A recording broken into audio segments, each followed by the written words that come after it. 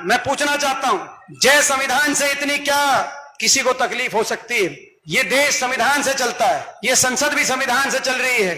ये वो संविधान है जहां हर वर्ग के अधिकारों को सुरक्षित किया गया है। ये वो संविधान है जहां हर नागरिक के अधिकारों को प्रावधान दिया गया है। जय संविधान बोलने पे तो संसद के परिसर में खुशी होनी चाहिए।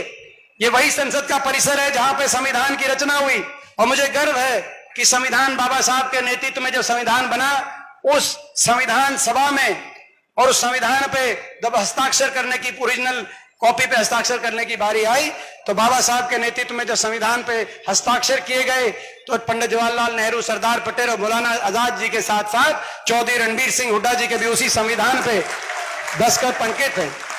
तो जब सह संविधान बोला गया, तो उस महान सदन के सम्मानित आसन की ओर से टोट टिप्पणी हुई। तो टोट टिप्पणी हुई तो मुझे लगा कि इस पूरे सदन में